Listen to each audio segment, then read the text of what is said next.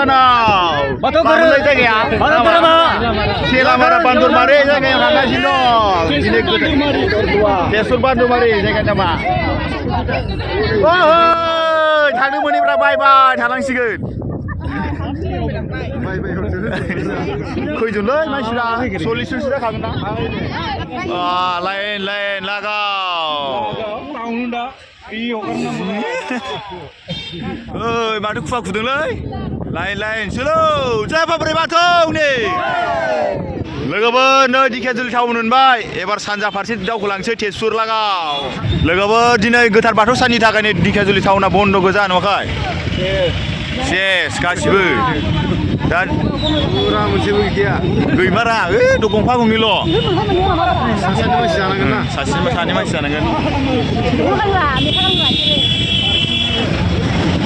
ओहो गेट मोनबाय लोगोफोर नै गेट लाइन गारि लागाव फाफ्रोमथिंबो ओरैबो जंसननायाव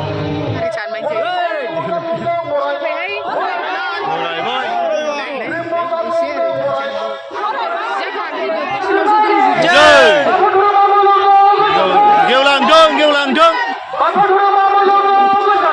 गोसारदों दायो हानजा सुरसिगोन हानजा सुरनाय हाबाफारि जाबाय ओइ नै सिगाङाव थांजेनबायानो बोरला थिरसो गावखादों माथोलै जोंना बाथौ धोरोमा लागाव थिरसो जाखादों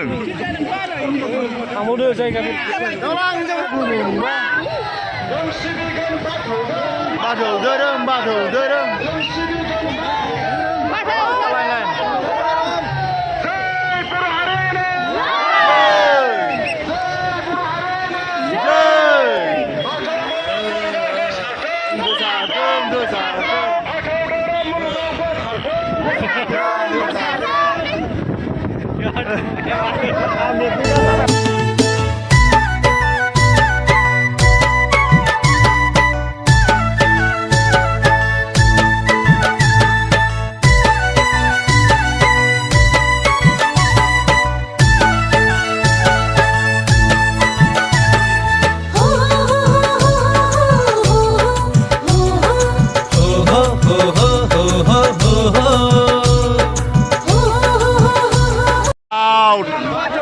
नेसलाय हाइवेजों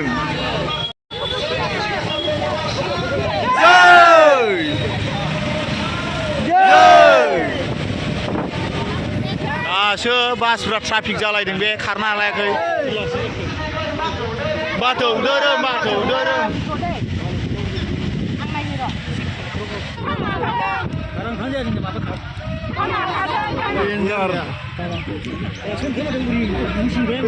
गाबनो समायना ओरै गिदिंलांबाय जै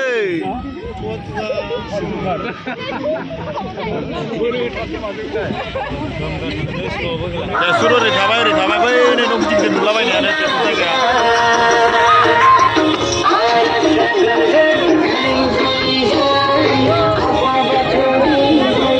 लागाव दासो हिबि नांदों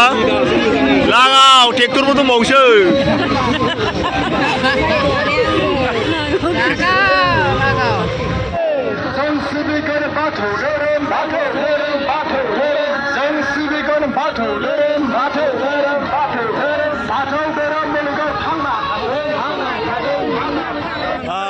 दासो गारि दोनग्रा जायगा पार्किं अबाव जागोन मिटिंआ ओमफ्राय एन्डलाय दहायनायाव ना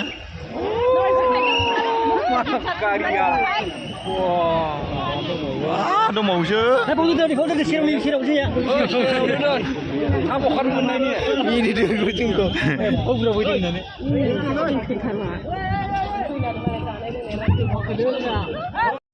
गारिखौ नैबे फिल्डआव दोनबाय नैबे बल फिल्ड ओमफ्राय दा मिटिंआव थांसै फैदो गासिबो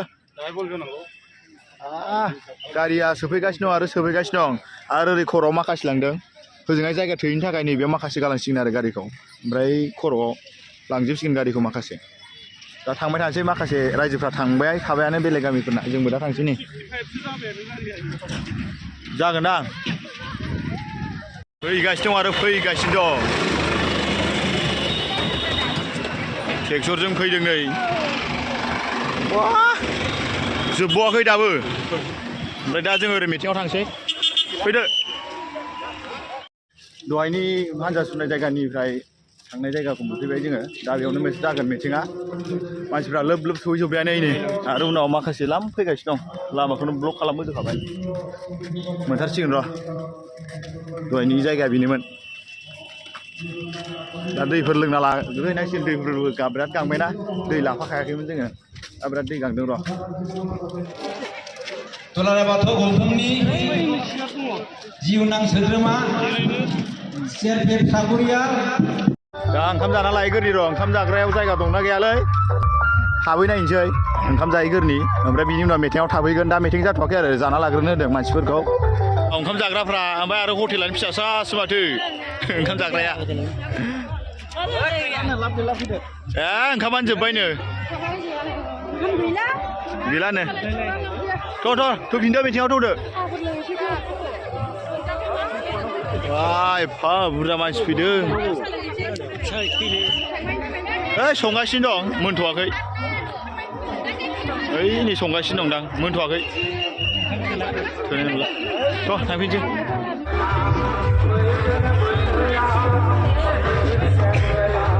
ओइ मा नांगौ बायना लानांगोन नै लेखा दं सिफुं दं आरो माबा दं फट' दं बाथौनि मोसाग्रा दं माथो ओरै ओइयाव दा साफाय जानांगोन र'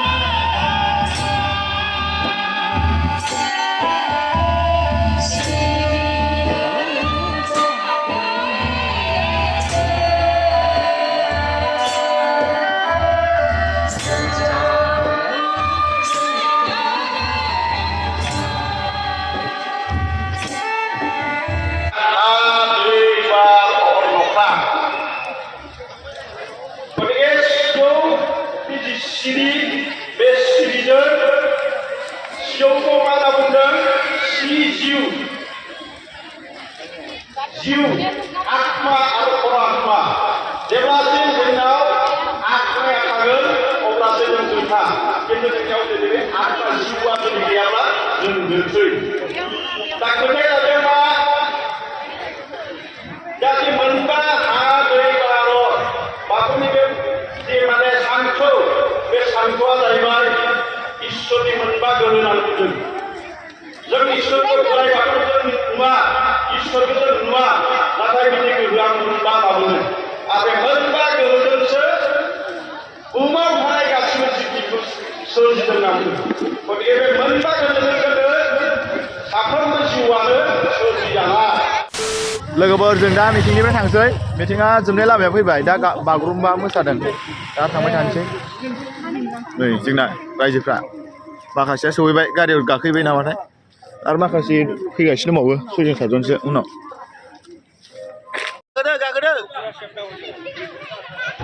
लोगोफोर आरो रायजो राजा नोंथांमोन भिडिअआ बेखिनियावनोसै नोंथांमोना भिडिअखौ मोजां मोनदोंबा लाइक कमेन्ट खालामदो शेयार खालामदो आरो नोंथांमोना मिक्सार बड' इउटुब चेनेलखौ हाजासे साबस्क्राइब खालामदो दे लोगोफोर हाजासे शेयार खालाम नोंथांमोना सोर गोथार बाथौ सानाव गावबा गाव डिस्ट्रिक्टआव थांनो थाङाखै नोंथांमोना कमेन्टआव खिन्थाहरबानो जाबाय लोगोफोर नेक्स्ट भिडिअ लोगो मोनसिगोन बाय बाय